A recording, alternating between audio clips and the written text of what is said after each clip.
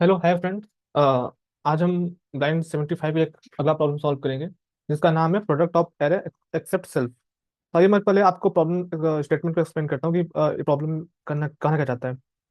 तो मान लीजिए कि हमारे पास एक एरे दिया हुआ है, राइट। लेट्स से ये कह रहे हैं जिसमें कि 4 एलिमेंट्स हैं, 1, 2, 3 और 4। तो इसमें क्या ये बोल रहा है कि आपको एलिमेंट का प्रोडक्ट फाइंड करना है एक्सेप्ट दैट एलिमेंट। तो आपको इसलिए एक रिटर्न करना है array, array of int return करना है जिसमें जो भी पोजीशन है, जैसे कि फर्स्ट पोजीशन है, राइट, जीरो पोजीशन। तो जीरो पोजीशन पे यहाँ कौन सा एलिमेंट है? वन। तो वन को छोड़ के जो बाकी सारे एलिमेंट है उनका प्रोडक्ट यहाँ पे होना चाहिए। तो ये आपका रिजल्ट एरे है जो आपको रिटर्न करना है। ये आपका रिजल्ट एरे है। तो इसमें क्या होना चाहिए? फर्स्ट पोजीशन पे कौन सा एलिमेंट है? वन। तो वन को छोड़ के जितने भी एलिमेंट है सबका मल्टीप्लीकेशन होना चाहिए, सबका गुणा होना चाहिए। तो चार दूनी आठ, लिखे 24। तो यहाँ हो जाएगा 24। फिर जब हम फर्स्ट पोजीशन पे आएंगे तो जो ओरिजिनल एरे है, जो ओरिजिनल एरे आपको दिया हुआ है, उसमें क्या है? फर्स्ट पोजीशन पे सेकंड है। तो सेकंड को छोड़ के जितने भी बाकी सारे एलिमेंट है उनका सम। तो चार ते 12, 12 का एक, तो बेसिकली आंसर हो जाएगा आपका 12। फिर थर्ड पोजीशन पे आएंगे तो इसको छोड़ के बाकी एलिमेंट का अगर आप मल्टीप्लिकेशन करें तो कितना आएगा? 8, 8। फिर जब आप यहाँ पे आएंगे तो इसको छोड़ के अगर बाकी सारे एलिमेंट का मल्टीप्लिकेशन करें तो 6। तो ये आपका आंसर होगा। बेसिकली ये प्रॉब्लम स्टेटमेंट है। तो दोस्तों इसको सॉल्व करने के लिए क्या हम कर सकते हैं कि हम एक दो लूप लगा सकते हैं, राइट। जब हम क्या करेंगे, अच्छा मैं आपको इसको मैंने इसका प्रॉब्लम पहले से सॉल्व करके रखा हुआ हूँ, मैं आपको दिखाता हूँ कि हम इसको कैसे सॉल्व करेंगे। तो इसको थोड़ा समझते हैं ध्यान से। जैसे कि मान लीजिए ये आपका नम दिया हुआ है, राइट। ये नम है।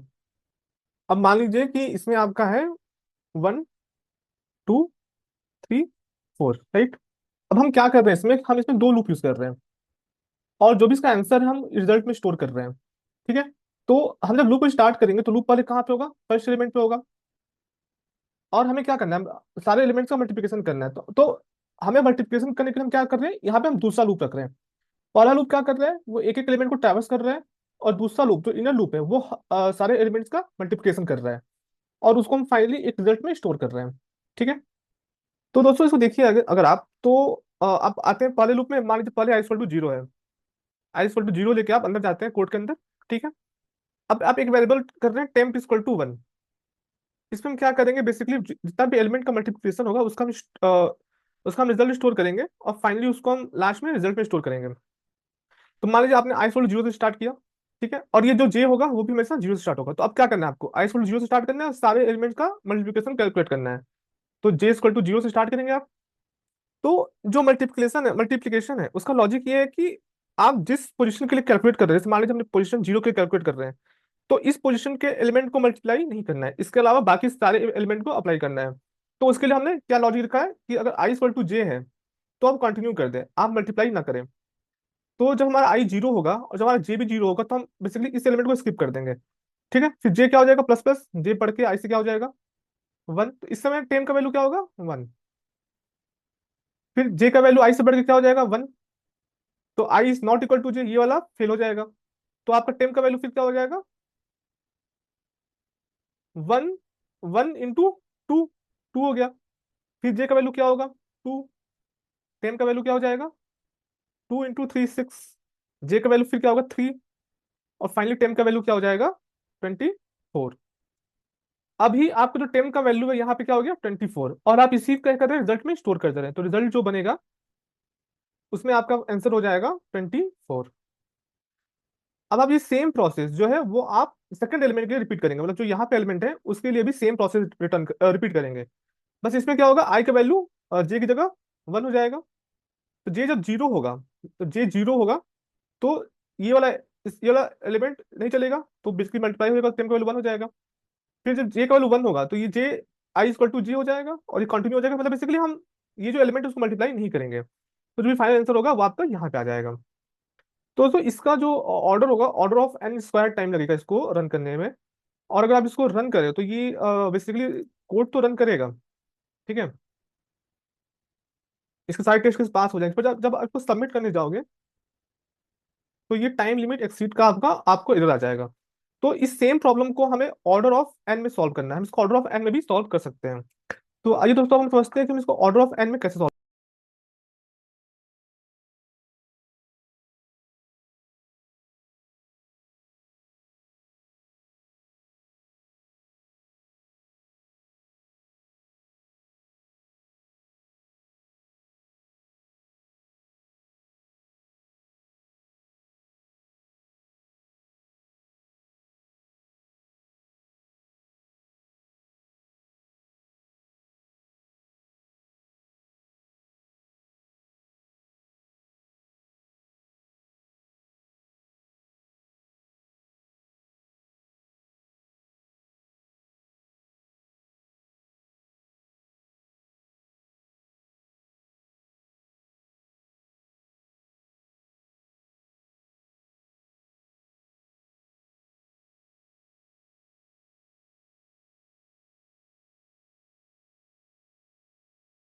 को समझते हैं कि इसको हम ऑर्डर ऑफ एन टाइम में कैसे सॉल्व कर सकते हैं, ठीक है। तो अभी मैं इसको हटा देता हूँ बिल्कुल। तो दोस्तों इसको ऑर्डर ऑफ एन टाइम में सॉल्व करने के लिए हमें दो स्पेशल एरे की जरूरत पड़ेगा, ठीक है। मैं इसको स्पेशल क्यों बोल रहा हूँ, क्योंकि हम इसमें जो डिटेल्स स्टोर करेंगे उसकी वजह से मैं इसको स्पेशल बोल रहा हूँ। एक सेकंड। तो अब देखिए दोस्तों, हमारे पास ये नम दिया हुआ है, ठीक है, हमारे पास इनपुट दिया हुआ है। अभी हम क्या करेंगे, हम दो स्पेशल एरे स्टोर कर बनाएंगे। एक को हम बोलेंगे प्रीफिक्स और दूसरे को हम बोलेंगे सफिक्स। और इसमें हम कुछ स्पेशल टाइप का डेटा स्टोर करेंगे। वो स्पेशल टाइप का डेटा क्या होगा मैं भी आपको एक्सप्लेन करता हूँ। ये आपका प्रीफिक्स बना और ये आपका सफिक्स बना, ठीक है। अभी दोस्तों हम प्रीफिक्स में क्या करेंगे, जो भी पोजीशन है, ठीक है, जैसे ये पोजीशन 0 है, तो इस पोजीशन से पहले के जितने एलिमेंट है उसका मल्टीप्लिकेशन स्टोर रखेंगे। तो क्या होगा, यहाँ पे 1 हो जाएगा, क्योंकि इससे पहले कोई एलिमेंट है ही नहीं, तो हम सिंपली कोई एलिमेंट नहीं है तो हम 1 स्टोर कर देंगे। अब 2 है तो इसके पहले के जितने एलिमेंट्स हैं उनका सारा मल्टीप्लिकेशन हम यहाँ स्टोर करेंगे 1। अब 3 है तो इसके पहले के जितने एलिमेंट्स हैं, 3 से पहले के जितने एलिमेंट्स हैं, 2, 2 इंटू 1 2। और ये 4 है तो 6 हो जाएगा, राइट।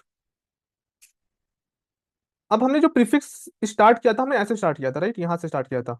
सफिक्स में हम क्या करेंगे, ये जो एलिमेंट है, देखिए प्रीफिक्स में हमने क्या किया था, ये जो एलिमेंट है इसके पहले जितने हैं उसका हमें रखना था। सफिक्स में क्या करेंगे, हम इसके जितने बाद हैं, इसके बाद जो है वो रखेंगे। तो हम 4 पे क्या, हम और हम प्रीफिक्स को स्टार्ट करेंगे यहाँ से, एंड से स्टार्ट करेंगे, ठीक है। तो ये फर्स्ट एलिमेंट हो गया, यहाँ पे क्या होगा 1। अब 3 पे क्या होगा, 3 के जो बाद है उसका सम, तो 3 के बाद क्या है 4, तो 4। अब हम 2 पे आएंगे तो 2 के बाद जितने एलिमेंट है उनका सम कितना हो गया 12। और जब हम यहाँ पे आएंगे तो एक के बाद के जो एलिमेंट है उनका मल्टीप्लिकेशन तो कितना हो गया 24। ठीक है दोस्तों, 24 हो गया। अभी देखिए दोस्तों, अ, हाँ ठीक है। अभी देखिए दोस्तों, अभी हमें क्या करना है, देखिए जो प्रीफिक्स है, ये मान लीजिए एलिमेंट है, राइट। तो प्रीफिक्स जो है उसके पास इस एलिमेंट के जितने पहले एलिमेंट है उसका मल्टीप्लिकेशन है। और सफिक्स के बाद इसके बाद बाद में जितने एलिमेंट है उसका मल्टीप्लिकेशन हम स्टोर रख रहे हैं। तो अगर प्रीफिक्स और सफिक्स का मल्टीप्लिकेशन कर दें तो जो आंसर आएगा वही हमारा एरे एक्सेप्ट इटसेल्फ का हो गया। मतलब हमने क्या किया, प्रीफिक्स में हमने इसके पहले जितने एलिमेंट है उनको स्टोर रखा, सफिक्स में हमने इनके बाद जितने एलिमेंट है उनका मल्टीप्लिकेशन को स्टोर रखा, और बाद में हमने इन दोनों को मल्टीप्लाई कर दिया। तो 24 12 8 6, ये आपका आंसर हो जाएगा। तो अगर हम जाए प्रीवियसली डिस्कशन में, तो 24 12 8 6 यही आपका आंसर है, 24 12 8 6। तो दोस्तों अब हम समझते हैं कि हम ऐसा कर क्यों पा रहे हैं, कि हम इसे ऑर्डर ऑफ एन में कैसे कर पा रहे हैं। ठीक है दोस्तों, इसको समझते हैं। तो देखिए जब हम प्रीफिक्स बना रहे हैं तो हम हर पॉइंट पे क्या स्टोर करें, मान लीजिए हम इस पॉइंट पे हैं, ठीक है। अब हमें इस पॉइंट पे इसके पहले सारे एलिमेंट का मल्टीप्लिकेशन स्टोर रखना है, ठीक है। तो हमारे पास यहाँ तक का डेटा है, इसमें हमें क्या करना पड़ेगा, जस्ट इसके प्रीवियस एलिमेंट का मल्टीप्लाई कर दिए तो हमें सारे एलिमेंट का डेटा मिल जाएगा। हमें फिर से पूरे को एलिमेंट को ट्रैवर्स करने की जरूरत नहीं है। तो ऐसे ही हमारा ऑर्डर ऑफ एन में सॉल्व हो जाएगा। अब मैंने ये प्रॉब्लम सॉल्व करके रखा है, मैं आपको एक एक लाइन करके एक्सप्लेन करता हूँ कैसे हमने किया है। और हम जाते हैं यहाँ पे, हम इसको पेस्ट करते हैं। I will show you with with example कि हम कैसे कर रहे हैं, ठीक है। अब हम आते हैं कि मान लीजिए हम सेम एग्जांपल लेते हैं जो हमारा अर्लियर एग्जांपल था, हम उसको लेके सॉल्व करते हैं। तो हमारा जो नम है, राइट, हमारा नम क्या है 1 2 3 4। और हम दो और वेरिएबल बना रहे हैं जिसका वैल्यू बिल्कुल एम्प्टी है, राइट, जिसमें अभी प्रोबेबली 0 होगा। अगर हम एरे को इनिशियलाइज नहीं करते हैं कोई वैल्यू से तो 0 होगा। प्रीफिक्स हमने बनाया, इसका नाम क्या है प्रीफिक्स। और हमने सेम एक एरे बनाया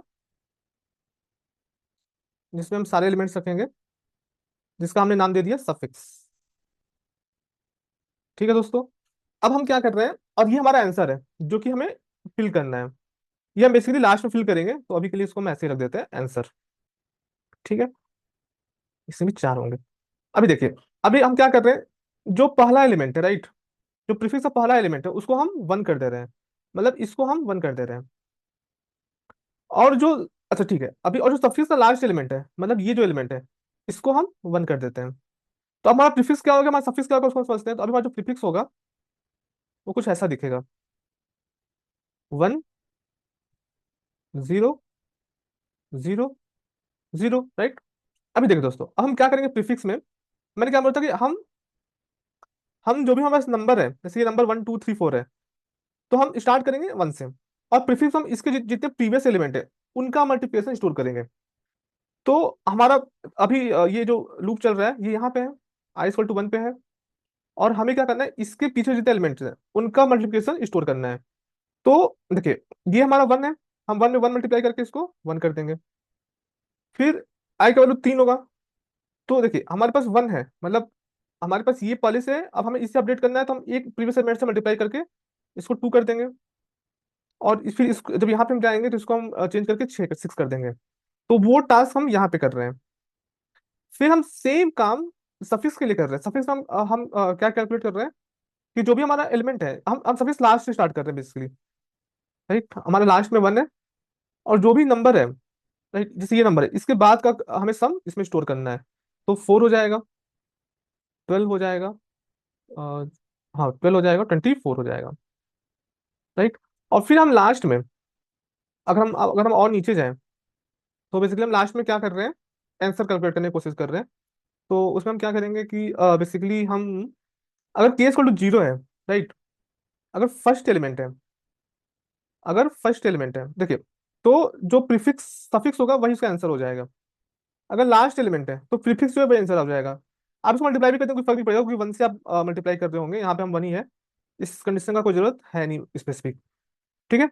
और अगर अदरवाइज हम प्रीफिक्स इंटू सफिक्स कर देंगे। तो अगर हम इसको रन करते हैं,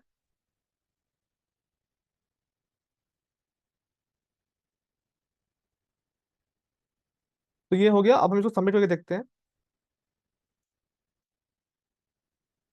देखिए हमारा 4 मिली सेकंड में ये हो गया। तो दोस्तों ये थोड़ा सा कॉम्प्लेक्स प्रॉब्लम है, अगर ये आपको समझ में नहीं आया है तो आप इसे कमेंट बॉक्स में लिखिए समझ में नहीं आया है। मैं प्रीफिक्स और सफिक्स के कॉन्सेप्ट पे एक दो और वीडियो बनाऊंगा, ताकि आपको प्रीफिक्स और सफिक्स का जो कॉन्सेप्ट है वो अच्छे से क्लियर हो जाए।